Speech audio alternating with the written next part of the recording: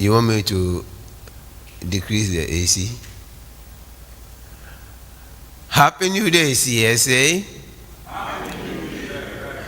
Now, how feels each and every one of you this wonderful, lovely new day? Awake and ready. How feels healthy, wealthy, beautiful, handsome, enlightened, and fantastically prosperous and healthy you this wonderful, lovely new day? Awake and ready. Well, I welcome all of you with so much love to today's program. You think yesterday's rain was something to go by?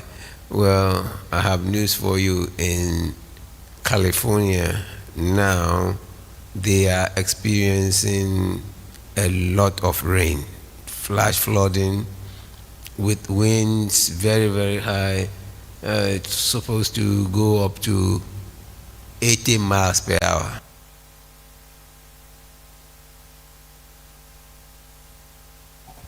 If you are driving 80 kilometers per hour,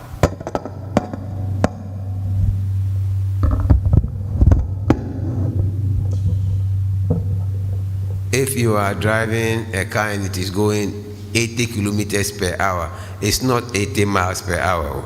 You just see how fast that is going, and you have a wind like that chasing you.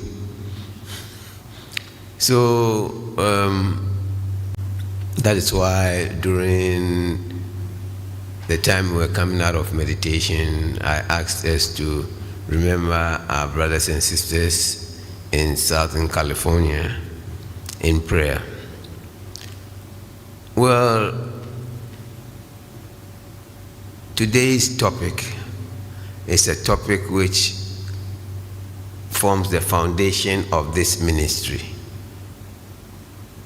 Is the Niyamas, the 5 observances, which makes us solid on the spiritual path.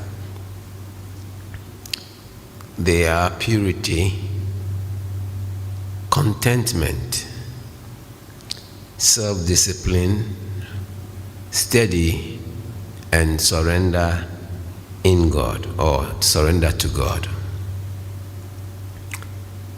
You know, when we talk about purity, it's not only about purity of the body, but purity of our thoughts and environment. You see, we have heard most of the time cleanliness is next to godliness. And I'll share something with you. You see, when we practice purity, it's purity of the body. In Ayurveda, we have what you call purva karma, and they are cleansing processes. And it is also there in yoga. You can clean the eyes, the ears, the nose, the throat, the intestines, and even clean the blood through right eating and pranayama. But that is not all.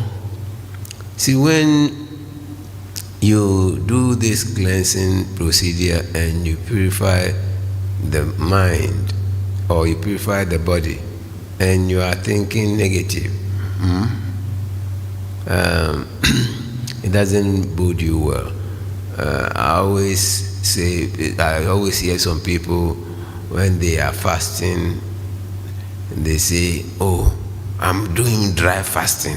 I'm not going to eat for so many days," and they think they are doing something. Look, people who are starving, people who through wars find themselves having no food, they may also be fasting, but you see, they are suffering. And so we must purify the mind also. We must purify the mind. And we purify the mind by staying positive, letting the mind go Godward instead of on the body. And also using mantras, because mantras help us to go beyond mind. And when you go beyond mind and your attention is coming out, the mind is also purified.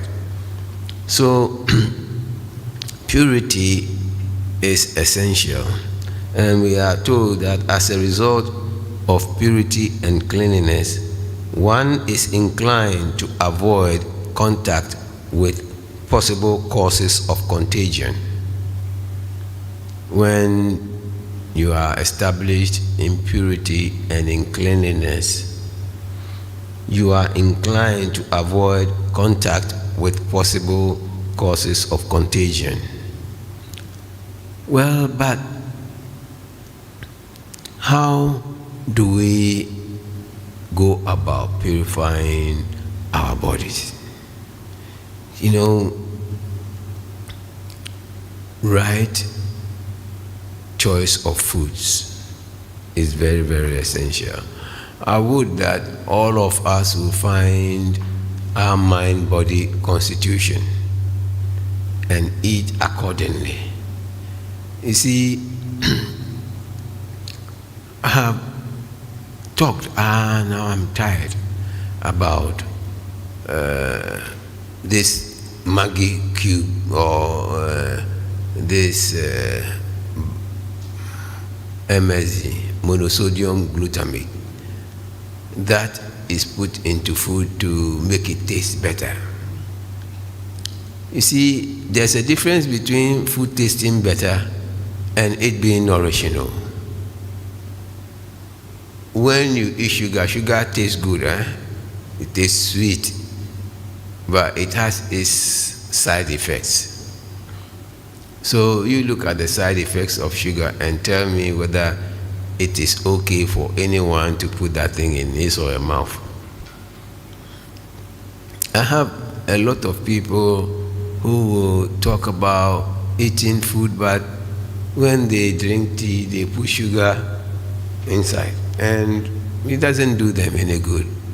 I've been to India many times, and even though it is, one is offered tea wherever you go, normally I refuse tea at times because I know that the sugar in it can cause some challenge. And I remember once pointing out to my professor that, I would not, there was a drink which had sugar in it, and I said I would not take it. He said, oh, it's all right. I said, this is your neighborhood or your culture, and so you might think it's nothing, but look at the many people with diabetes that are in this town. And if you stop the coming together of all of you to accept eating sugar, you'll be able to decrease the incidence of diabetes in this town. And he said, yeah, but all of us will die one day. I said, I know I will die one day, but I don't want to die a premature death.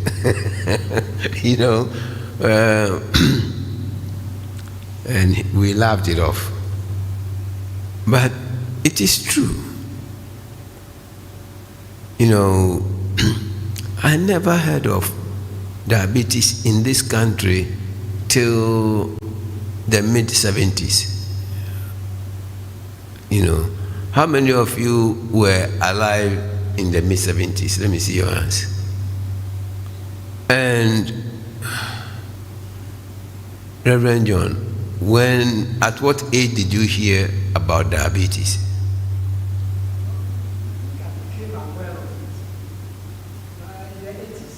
In the 80s. And Buddha, when did you become aware of diabetes?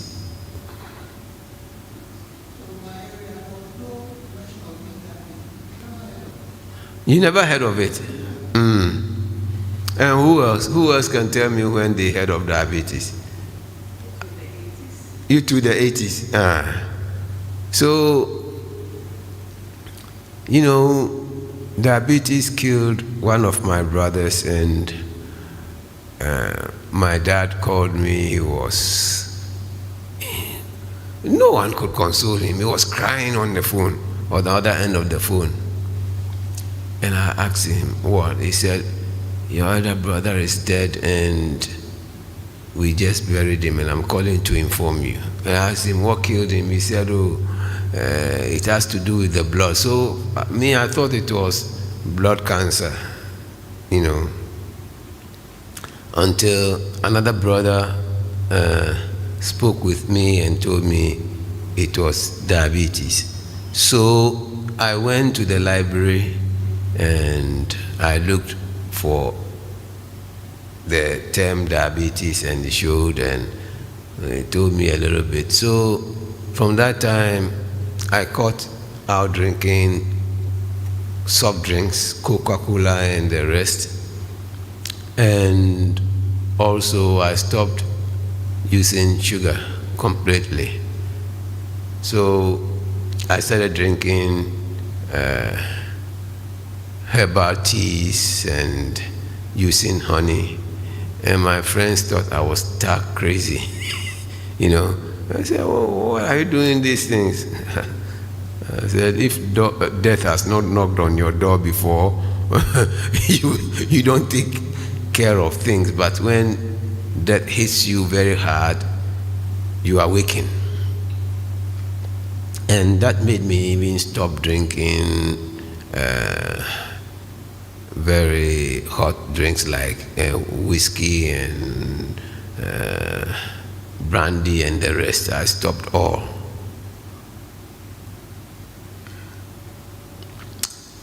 But here I am today. Still, you know, I don't participate in those things. And whenever I see people drinking Coca-Cola, I look at them quietly. And sometimes I ask, do you know how many teaspoonfuls or tablespoonfuls of sugar is in this drink that you are drinking?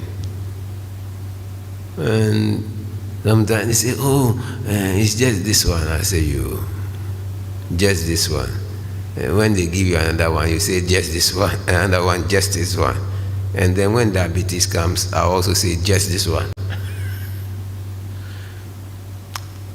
Our food choices are very important in purity.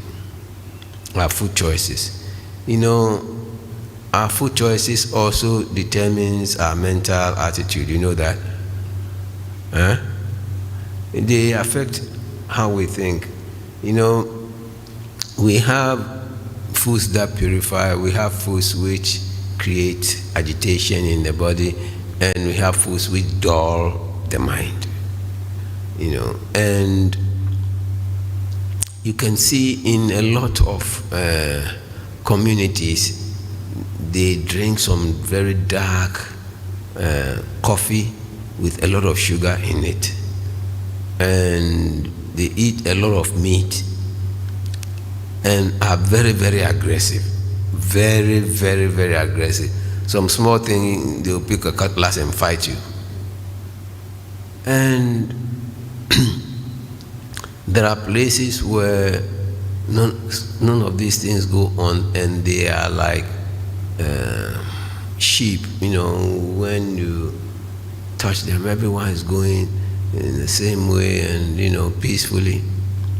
But let us ask ourselves, do you know how long you came to live on this earth? It was shared by the sages that God brought out yoga to show us how to get in contact with him and to awaken to the truth, and brought Ayurveda to help us live our lives successfully and longer on the planet, so that we may be able to achieve yoga. You see, you want to live long enough to awaken to God. There are those who came into this world already with the knowledge of God, and they came to teach us, and when they found out, when they taught some people and they found out that they have known, they left. Because look at Jesus dying at the age of 33. Dying at the age of 33, and his life is still affecting people over 2,000 years now. And you can look at the lives of Hitler and Mussolini and others. How positive has their lives impacted on the world? And so I will urge each and every one of you to look at it for your own benefit, for your own sake. Don't say, oh, this Reverend Minister, he talks about this thing too much. He's affecting. Look,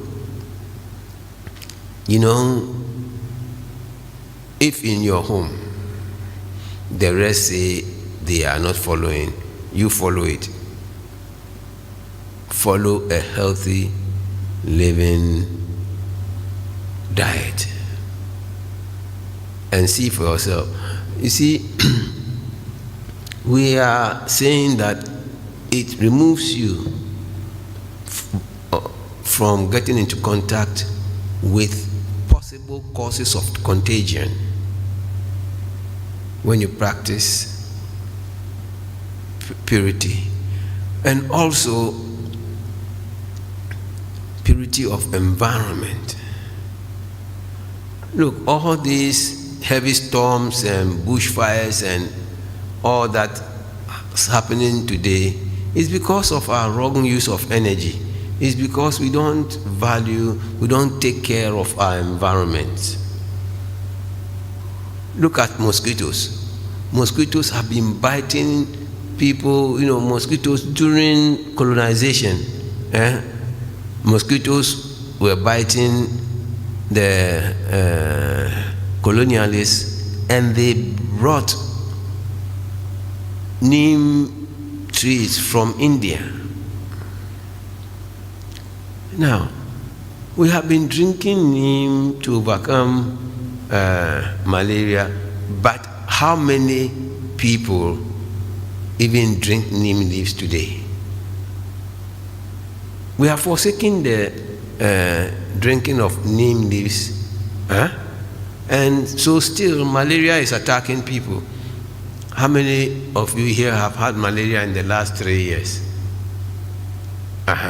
You see, a small mosquito, and you, this big man, it knocks you down.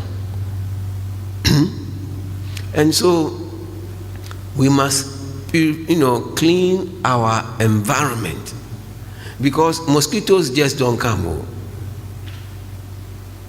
Formerly, there were no mosquitoes on the Aburi Mountain. Those of us who went to live there, we moved from Accra to Aburi, and you know what? We take the mosquitoes there, because the mosquitoes come into our cars, and sometimes they bite us small if you are wearing knickers, or if you are, you will see them on the windscreen inside, and sometimes you try killing them in the car. If you don't take care, you get an accident trying to kill mosquitoes in your car. But we took the mosquitoes there, and I tell you, I thought we didn't have mosquitoes until one night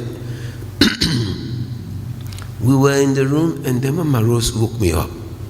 She said, "Are you hearing mosquitoes?" I said, "Oh, by mosquitoes." She said, "Look."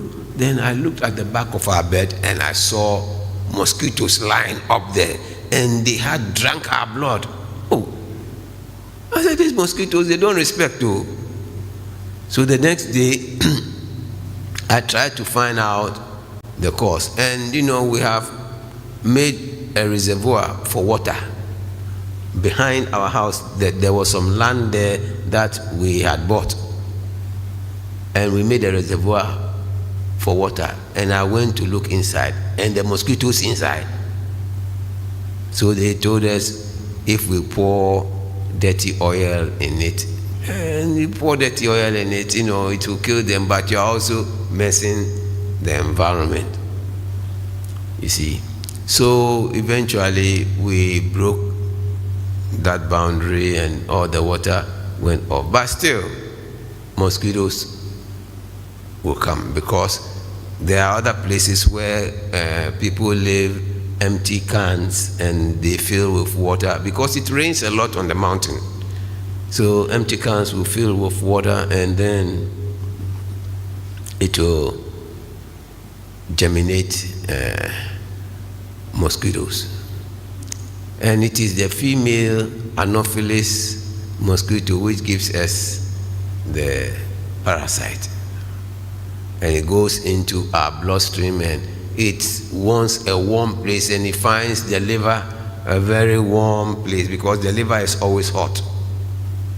And then the liver can help in the process of producing blood, so you start shorting blood. That is why sometimes you feel dizzy when you have malaria. And we have also eliminated the bitter taste in our food. Nobody wants to eat anything bitter. When we have some very good medicine for diabetes. It's a powder, very, very good, but it's very bitter. And people, when they take the first dose of that, and they come back, you tell them, I have to give you another. They say, oh, don't you have tablets or capsules? Because it's very, very bitter. So they are running away. You see, our food choices, look, Ghana, it's not only in Ghana. In India too, momoni. They sell momoni too in India, in South India. They sell momoni too there. How can you fish which is spoiled and they have added this thing to it, salt to it? How can you be eating that and thinking it makes the food sweet? When you eat momoni, you see how your hands smell? Yeah. When you eat it, don't you see?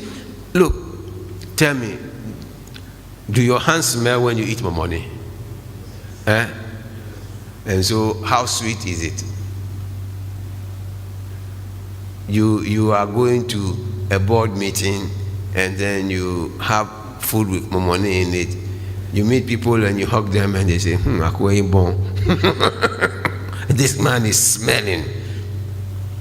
And then you want to sign something, and you go near a person, you say, hey, what kind of person is this that he's smelling like that? Do you want that to be said of you? So you let go of that momoni. Let go of it so that you will look good. You will look and smell good and be healthy.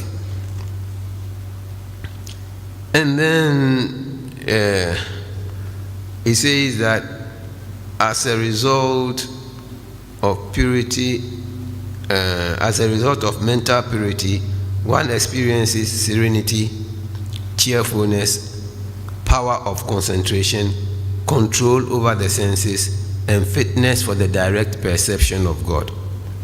You see, when you have used mantra to go beyond mind and you bring it back, you bring back superconscious energies into the mind and into the body, and because the senses are seated in the mind, they are also cleansed. And so you become fit for direct perception of God. if you practice mental purity, mental cleanliness. There are affirmations, and affirmations are statements of truth. Affirmations are never negative. So statements of truth that we say to ourselves to awaken to. And so look for affirmations, look for positive thoughts, look for positive feelings, even look for positive sights. You know, it is not only what you eat, but what you take in. You go to bed and you see when you are coming, a bitter fight. When you are going to sleep, what would you record? A bitter fight, people fighting and stabbing each other and all that, and you go to sleep in that. You color your mental field with that negative scene, and you reap what you sow. And then contentment. If we don't finish today, next week we will continue. Contentment. We have talked about purity, now contentment. It says that as a result of contentment, one experiences supreme peace and happiness. We say that I can't call God Onyame, that which when you get, you become filled. And the Ghans have their religion as pledging, everywhere present. Okay? So when you know that whatever your life is, God supplies it, you feel satisfied. You are I'm more than happy. I'm satisfied. That satisfaction makes you, happy, because you are coming from a place where I don't lack, I'm not limited, I'm satisfied, I'm grateful. I'm grateful to God for this, and it builds your happiness and helps you to rest peacefully in God. So practice being content, and contentment also removes you from the ideas of poverty, of stealing, and covetousness. Yes, when you know that what you have is sufficient for you, you wouldn't want to steal from another person. You understand? And you wouldn't want to take what another person has. So it builds your life positively. Contentment builds your life positively, a life based on your awareness of God's presence with you and as you. And then the third one is self-discipline. Self-discipline. Self-discipline is self-training. Sometimes we know what to do. We know what is the good thing to do, but we never get the impetus, this thing to do them. I shouldn't do this, but we'll go ahead and do them anyway. And we try to use philosophy to dodge it. You see, once, I think it was Mike Tyson, he says that if you do what you are afraid to do, what you don't want to do, the right thing that you don't want to do, if you do it, that is how you become great. And then Nelson Mandela, someone asked him, I think you are brave. Oh. He said, I'm not brave, but I act in spite of my fear. I do the thing that I have to do, but I'm afraid, but I still go ahead and do it. And sometimes if people in politics would think of this and do what they know they must do and rebuff the fear of being labeled wicked or whatever, they will yield us all good. Self-discipline. It is the fire that burns the dross. Gold. To purify gold, you need fire. To purify metals, you need fire. To burn the dross off it. That fire, when it is burning, it's not punishing the gold, though. It's not punishing the gold. It's purifying it. So that kind of purification, every one of us needs. I remember when I was in elementary school, one day I didn't go to school. And when I went to school the next day, they told me that our headmaster, Mr. Richard Akwe, said that when I come to school, I should report to him. But I was there when I was our class prefect. When you hear the whistle blow, prrr, then prefect from 1, you should go. Or when you hear prrr, prrr, then prefect from 2, you go. And I heard the prrr. I already been told that Master Akwe was looking for me, so I went. And when I got there, he asked me, did your friends tell you what happened yesterday? I said, no one has told me anything. He said, well, yesterday, some of your classmates were caught putting mirrors on the girls to look at their panties, and I came and whipped them. So I'm calling one teacher who he calls to whip us, I said, oh, what is, I said to myself, what is this? He said, do you know why I'm going to whip you? I said, no. He said, okay. Then he called the teacher, Mr. Dokenu.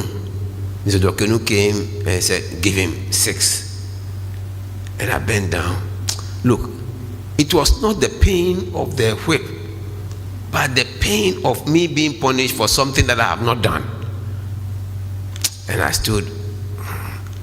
I wanted to cry, I wanted to curse him, but I couldn't cry, I couldn't curse him. Then he asked me, now do you understand why? I said, no, sir. He said, so that when you are even there and they are doing it, you will not do it.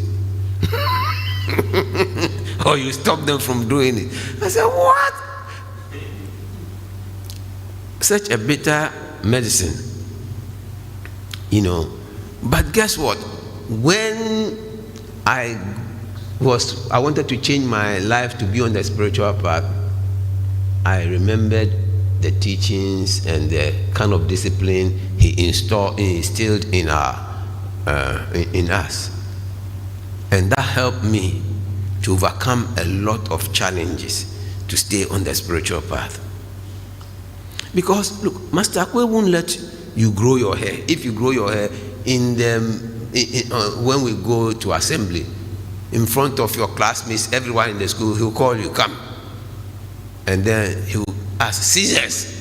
And they'll bring scissors. And, whilst he's messing up your hair, say, Kefie, Kui, Koshu, Mafitele, Nuyaku.